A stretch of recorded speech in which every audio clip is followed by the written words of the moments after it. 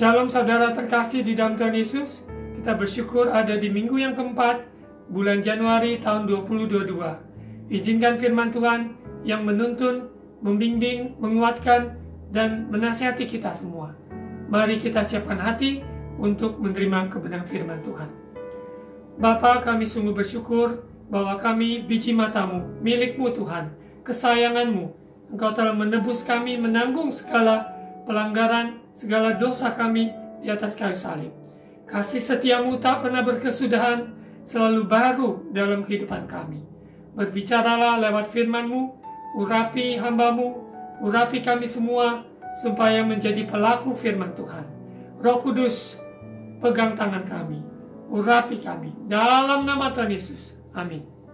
Saudara terkasih dalam Tuhan Yesus, di seri Anggur bulan Januari ini, minggu yang pertama, di mana anggur baru dicurahkan, yaitu di kantong kulit yang baru, dengan kesiapan hati kita menerima rencana-rencana Tuhan, kegerakan Tuhan, sukacita dari Tuhan atas kehidupan kami. Anggur yang membuat kita bergembira, membuat kita bersuka di dalam Tuhan. Roh Kudus dicurahkan mengurapi kita semua. Di minggu yang kedua, perkawinan di Kana, kita yakin percaya Tuhan yang mengadakan mukjizat air menjadi anggur, di mana Yesus hadir di dalam setiap musim kehidupan, setiap peristiwa yang terjadi, maka sungguh ada mukjizat air menjadi anggur. Di minggu yang ketiga kita belajar dari peristiwa kebun anggur Nabot. Kita belajar banyak hal bagaimana untuk mempertahankan warisan pusaka yang Tuhan percayakan dalam hidup kita, keselamatan anugerah yang diberikan dengan cuma-cuma, supaya kita sungguh-sungguh menghidupinya, sungguh-sungguh menghargainya, hidup di dalam kasih karunia Tuhan. Dan juga di minggu yang keempat ini, kita akan masuk di dalam suara pengbalan dengan judul Jangan Mabuk Anggur. Anggur sering disebut di dalam Alkitab, yang Yesus pakai juga memberikan perumpamaan, memberikan contoh, dan banyak hal yang kita belajar dari tentang anggur. Dan ada sari buah anggur, adalah buah di mana ada sarinya. Apabila difermentasikan, itu adalah menjadi anggur yang memabukkan. Dan kita akan belajar tentang firman Tuhan, jangan mabuk anggur. Bagaimana peran di mana mabuk anggur membuat seseorang terbuka untuk hal-hal yang tidak baik. Dan itu yang tidak Tuhan kehendaki dalam hidup kita. Jangan mabuk anggur. Ada dua sisi dengan mabuk anggur yang kita akan pelajari. Sisi yang pertama adalah jangan mabuk anggur secara jasmani. Anggur yang difermentasikan itu memabukkan. Ada ragi yang di dalamnya yang mengubah, membuat anggur tersebut menjadi memabukkan. Kita akan lihat bagaimana kehidupan dari seorang yang harusnya menjadi panutan, menjadi teladan, tetapi karena mabuk oleh anggur, sehingga membuat hal-hal yang tidak bijak di dalam kehidupan keluarga dan keturunannya. Kita akan lihat dari Nabi Nuh, Kejadian pasal 9. Kejadian pasal 9 ayat 18. Tentunya kita tidak asing, Nuh di mana disebut adalah orang yang saleh, orang yang luar biasa, yang melakukan kehendak Tuhan pada zamannya, membangun bahtera keselamatan, bahtera Nuh, yang dimana pada zamannya air bah yang menerpa, namun keluarga Nuh diselamatkan karena Nuh taat melakukan apa yang Tuhan suruh, yaitu membangun bahtera.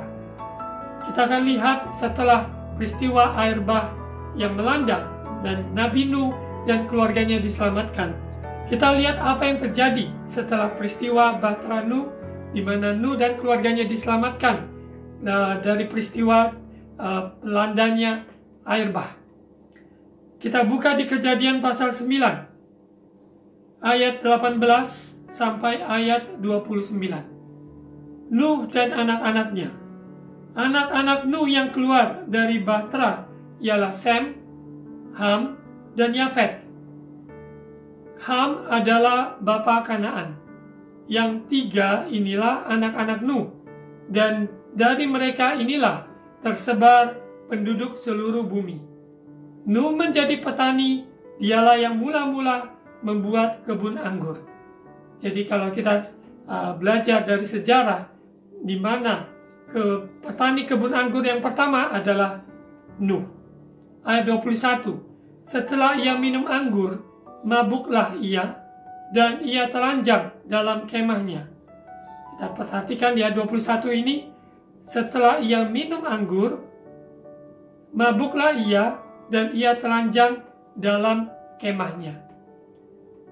Buah anggur, kalau hanya kita makan dan minum, itu tidak memabukkan. Namun ketika sudah melewati proses fermentasi, itu yang membuat anggur itu memabukkan. Kita lihat di ayat 22, maka Ham, bapa Kanaan itu, melihat aurat ayahnya, lalu diceritakannya kepada kedua saudaranya di luar. Sesudah itu Sem dan Yafet mengambil sehelai kain dan membentangkannya pada bahu mereka berdua. Lalu mereka berjalan mundur, mereka menutupi aurat ayahnya sambil berpaling muka, sehingga mereka tidak melihat aurat ayahnya. Ayat 24, setelah Nuh sadar dari mabuknya dan mendengar apa yang dilakukan anak bungsunya kepadanya, berkatalah ia. Kita lihat dulu dari ayat-ayat tadi yang kita baca, di mana Nuh adalah orang yang luar biasa melakukan kehendak Tuhan, membangun bahtera, yaitu bahtera keselamatan, sisi keluarganya diselamatkan, dan melihat hal yang luar biasa. Dia diluputkan dari air bah.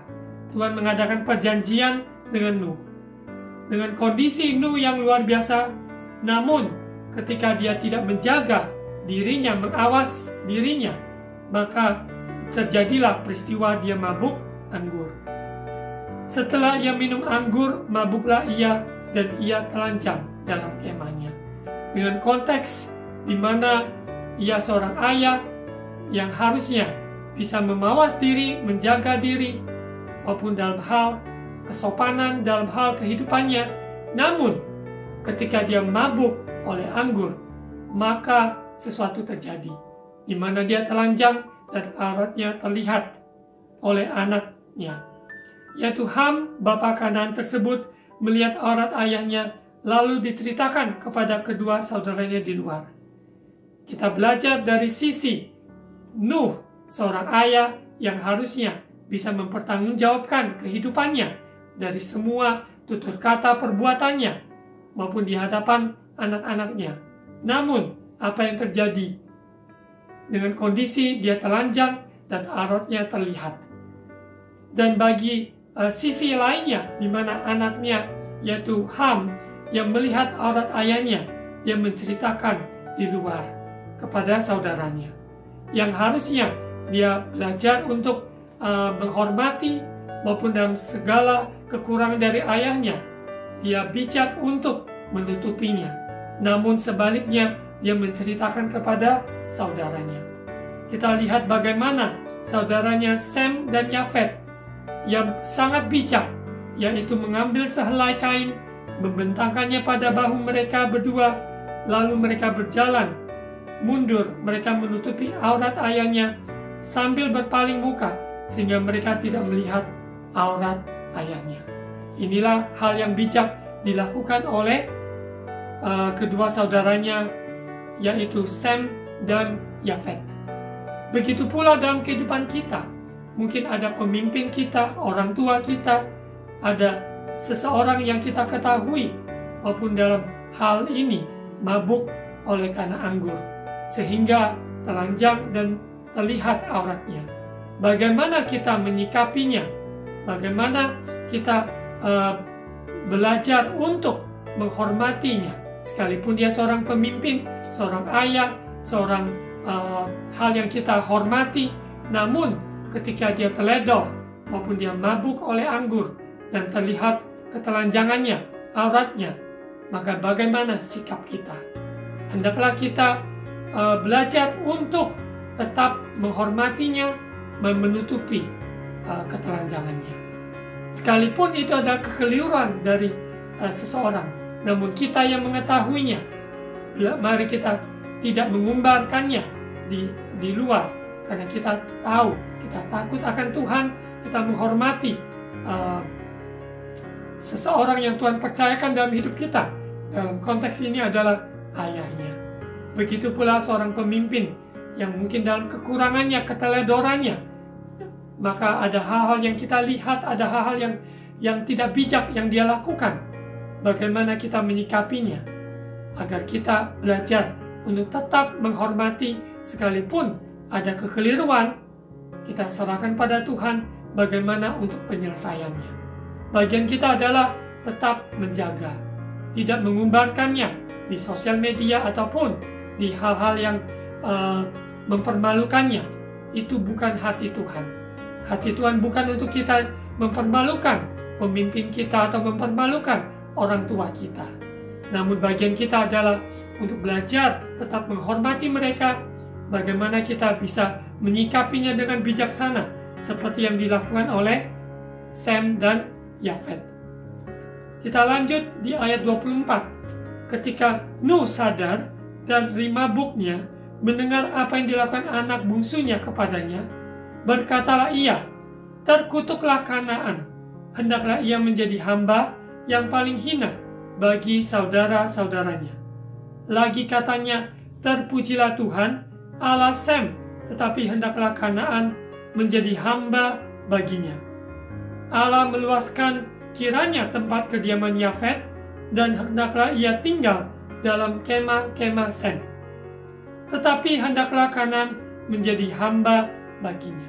Dari perikop ini betapa pentingnya kita sebagai orang tua juga berjaga dari mulut perkataan kita, tindak laku perbuatan kita seorang pemimpin, bagaimana kita memimpin orang-orang yang Tuhan percayakan dengan takut akan Tuhan, sehingga tidak ada celah bagi mereka untuk jatuh maupun dalam mencelanya ataupun memakai kesempatan yang ada untuk mencibir ataupun memperluaskan berita-berita kepada saudara-saudaranya.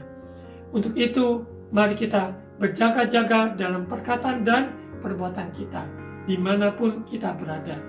Dalam konteks ini, Ham, yaitu bapa kanan, terkutuk. Namun, Yafet dan Sem diberkati. Dan inilah terjadi riwayat keluarga dari anak-anak Nuh. Nuh masih hidup 350 tahun sesudah akhir bah, jadi Nuh mencapai umur 950 tahun lalu ia mati. Kita lihat bagaimana dampak dari mabuk oleh anggur akan membawa dampak yang sangat tidak baik bagi keluarganya, bagi dirinya sendiri, bagi masa depannya. Masih ada di beberapa daerah ataupun kebiasaan-kebiasaan yang ada di beberapa tempat yang meminum dan akhirnya juga mabuk, dan dalam konteks ini mereka mabuk oleh anggur. Oleh karena hal seperti itu, maka terjadilah perpecahan di dalam keluarga, terjadi kutukan-kutukan, terjadi banyak hal-hal yang tidak diinginkan oleh karena seseorang mabuk oleh anggur. Kita lihat apa yang firman Tuhan katakan tentang orang yang mabuk anggur. Amsal pasal 23 ayat yang ke-29 sampai 35. Siapa mengadu, siapa mengeluh, siapa bertengkar, siapa berkeluh kesah, siapa mendapat cedera tanpa sebab, siapa merah matanya, yakni mereka yang duduk dengan anggur sampai jauh malam, mereka yang datang mengecap anggur campuran. Jangan melihat kepada anggur kalau merah menarik warnanya dan mengilau dalam cawan, yang mengalir masuk dengan nikmat, tetapi kemudian memagut seperti ular dan menyemburkan bisa seperti beludak. Bahayanya mabuk anggur. Lalu matamu akan melihat hal-hal yang aneh, dan hatimu mengucapkan kata-kata yang kacau. Orang yang mabuk halusinasi, melihat hal-hal yang aneh-aneh, maupun di dalam perkataannya mengucapkan kata-kata yang kacau. Orang-orang yang mabuk, kita menghindarinya, karena dia akan lakukan hal-hal yang tidak masuk akal, irasional, hal-hal yang sangat bodoh. Itu terjadi karena mabuk oleh anggur. Dan anggur yang memabukkan karena sudah lewati proses fermentasi sehingga anggur itu memabukkan. Engkau seperti orang di tengah laut, seperti orang di atas tiang kapal. Engkau akan berkata, orang memukul aku, tetapi aku tidak merasa sakit. Orang memalu aku, tetapi tidak kurasa. Bila aku siuman, aku akan mencari anggur lagi. Karena dia sudah terikat, sudah jatuh di dalam addiction, terikat. Orang yang mabuk anggur, maka kehidupannya akan merembet kepada hal-hal yang lain. Pemabuk, orang yang mabuk oleh anggur, maka juga cenderung untuk juga masuk di dalam perjudian, di dalam pergaulan yang bebas, dan semua itu adalah saling berkaitan. Dan firman Tuhan jelas supaya kita menjauhi semua itu. Kita sadari bahwa kehidupan kita adalah bait suci, bait Roh Kudus. Untuk itu tubuh kita pakai untuk memuliakan nama Tuhan. Sehingga minuman-minuman yang memang memabukkan, maka kita harus menjauhkannya. Karena kita sadari tubuh kita milik Tuhan. Untuk itu kita harus sungguh-sungguh bertanggungjawabkan di hadapan Tuhan. Orang yang mabuk karena anggur, maka dia akan berbuat hal-hal yang sangat merusak pada dirinya sendiri, dan begitu pula juga merusak orang-orang lain sekitarnya. Sama juga dengan orang yang merokok. Merokok di dalam firman Tuhan tidak tertulis dilarang merokok. Namun Alkitab menjelaskan bahwa tubuh kita adalah bait suci. Sesuatu yang merusak diri kita, nikotin yang diterima, maka terjadilah sebuah kerusakan di dalam paru-paru dan semuanya. Bahkan di setiap bungkusan rokok tertulis bahwa membahayakan bagi tubuh. Namun manusia tetap tidak mengindahkannya, tetap membeli rokok, dan juga tetap mengkonsumsi rokok dan mengakibatkan hal yang rusak bagi tubuhnya. Dan bukan hanya itu, seorang perokok juga akan mengakibatkan dampak bagi keluarganya dengan hisapan merokok yang ada. Juga siapapun dia bergaul, maka semuanya itu ada saling berkaitan. Dari mabuk karena anggur, maupun perjudian, pergaulan bebas, semuanya itu saling berkaitan. Untuk itu kita sebagai orang percaya, orang benar, sungguh-sungguh perhatikan bagaimana kita hidup. Jangan mabuk anggur. Kita lihat Amsal pasal 20 ayat 1. Anggur adalah pencemooh, minuman keras adalah peribut. Tidaklah bijak orang yang terhuyung-huyung karenanya. Ingat, kalau buah anggur yang kita makan sehari-hari itu menyehatkan, ya, anggur, sari buah anggur. Namun ketika anggur melewati proses fermentasi, ada ragi yang dihasilkan lewat fermentasi tersebut, maka itulah yang membuat seseorang mabuk. Untuk itu harus jaga juga dalam sisi secara tubuh. Kita juga sadari ada ragi-ragi yang membuat kehidupan kita tercemar, harus kita perhatikan. Dari tontonan kita sehari-hari, dari YouTube channel, dari pergaulan yang ada, dari sosmed yang ada, dari apa yang kita dengar, apa yang kita baca, apa yang kita tonton, apa yang kita ucapkan sehari-hari ini. Begitu banyak pencemaran-pencemaran yang ada, pencemaran jasmani maupun pencemaran rohani. Untuk itu, hari-hari ini kita sebagai orang tua, sebagai pemimpin rohani, kita harus mempunyai sebuah kerinduan hati untuk sungguh-sungguh melindungi keluarga kita, maupun anak, maupun juga komunitas di mana kita berada, supaya mereka juga tidak tercemar oleh pencemaran-pencemaran jasmani ataupun pencemaran rohani. Dan anggur adalah salah satunya, di mana memabukkan, membuat seseorang mabuk. Tuhan tidak menghendaki itu di dalam hidup kita, supaya kita dijauhkan dari pencemaran-pencemaran yang ada. Kita lihat di 1 Korintus pasal 6 ayat yang ke-19. Atau tidak tahukah kamu bahwa tubuhmu adalah bait Roh Kudus yang diam di dalam kamu? Roh Kudus yang kamu peroleh dari Allah dan bahwa kamu bukan milik kamu sendiri. Hidup ini kita adalah bait Roh Kudus. Izinkan Roh Kudus berkarya, bekerja dalam hidup kita. Kita tidak dicemarkan oleh pencemaran yang ada. Kita lanjut di ayat 20. Sebab kamu telah dibeli dan harganya telah lunas dibayar. Karena itu muliakanlah Allah dengan tubuhmu. Firman Tuhan mengatakan juga persembahkan tubuh kita sebagai persembahan yang hidup, kudus, dan berkenan di hadapan Tuhan. Itu adalah ibadah kita yang sejati. Bila kehidupan kita terdapat tidak cacat, tidak celah pada kedatangan Yesus yang kedua kali. Kita lihat di 2 Korintus pasal 7 ayat 1. Saudara-saudaraku yang kekasih, karena kita sekarang memiliki janji-janji itu, marilah kita menyucikan diri kita dari semua pencemaran jasmani dan rohani, dan dengan demikian menyempurnakan kekudusan kita dalam takut akan Allah. Di mana dalam konteks hari ini, di mana jangan mabuk anggur membuka celah bagi semua hal-hal yang lain sehingga membuat seseorang mabuk. Dia akan melakukan hal-hal yang tidak waras, hal-hal yang di luar dari kesadarannya. Untuk itu kita harus berjaga-jaga, tetap berdoa dalam setiap apa yang kita lakukan, sehingga kehidupan kita tidak ada pencemaran jasmani ataupun pencemaran rohani. Kita lanjut, kita baca di Efesus pasal 5 ayat yang ke-15 sampai 18. Karena itu perhatikanlah dengan seksama bagaimana kamu hidup. Janganlah seperti orang bebal, tetapi seperti orang arif. Dan pergunakanlah waktu yang ada, karena hari-hari ini adalah jahat.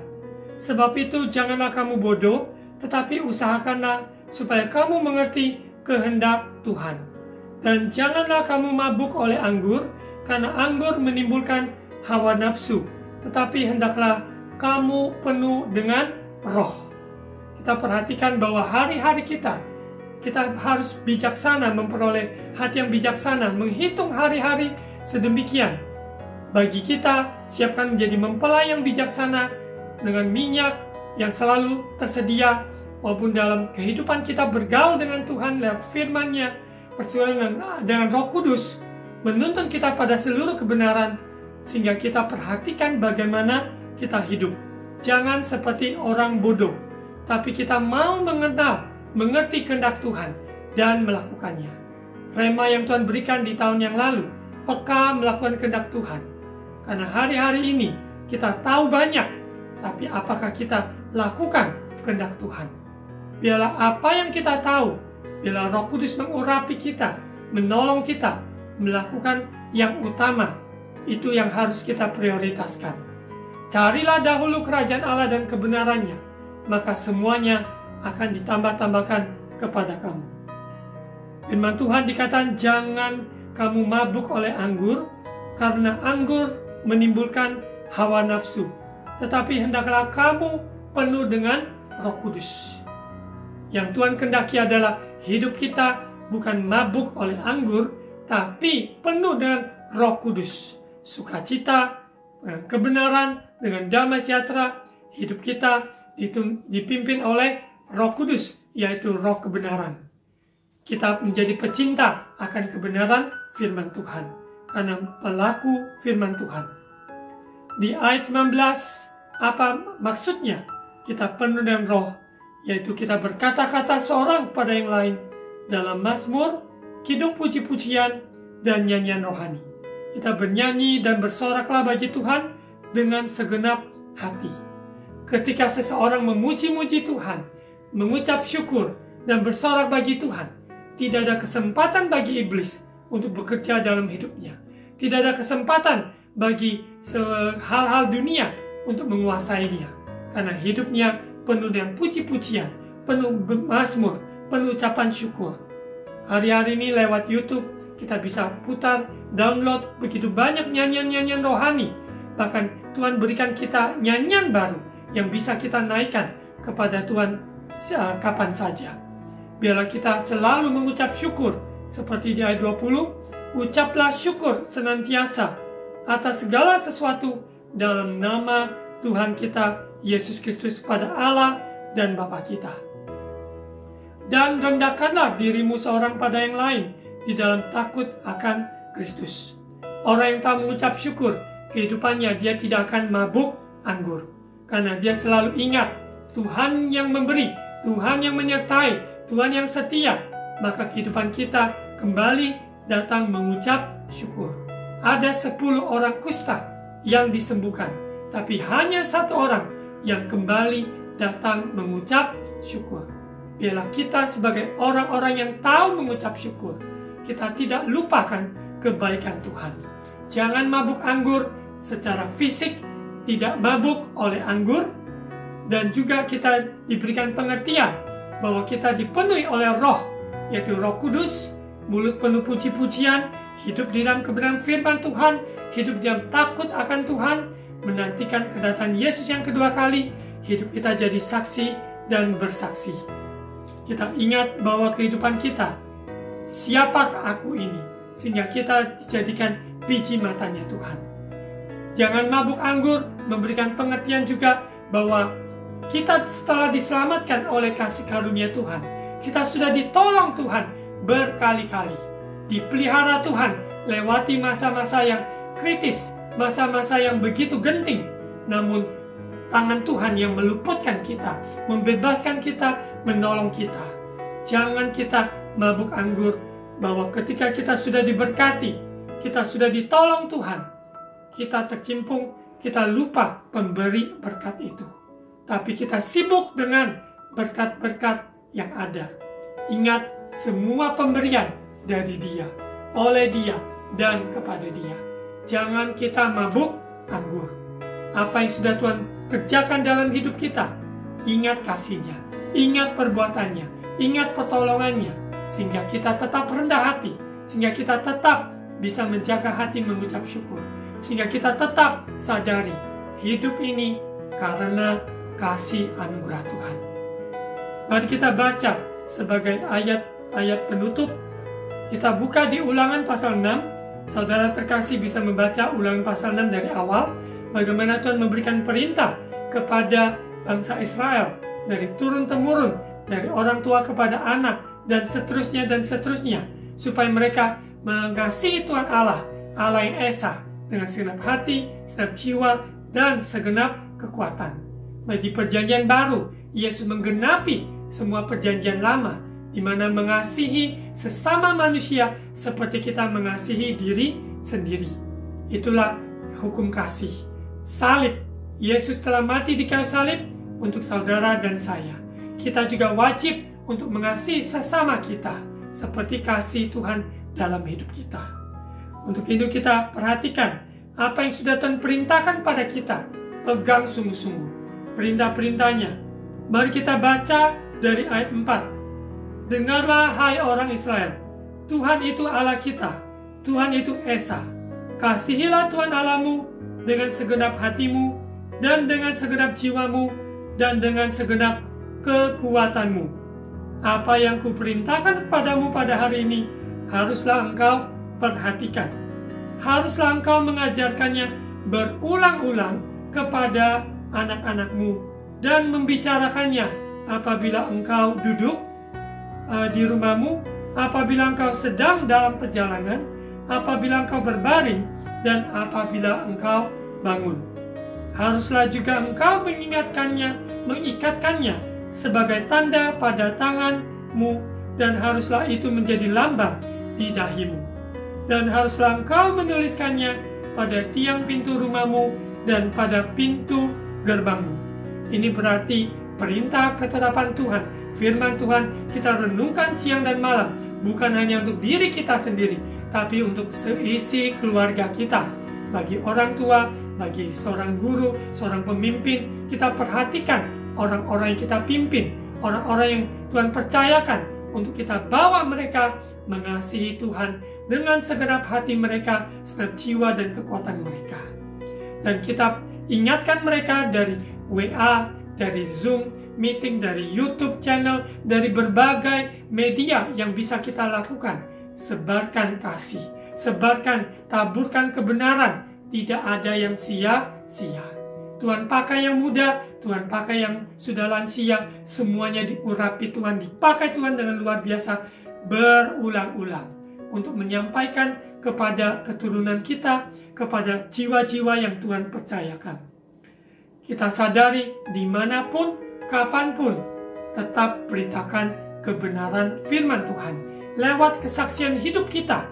Ini jauh lebih ampuh dan luar biasa, karena bukan hanya perkataan, tapi dari kehidupan kita yang diubahkan oleh firman itu, sungguh menjadi kesaksian yang dahsyat.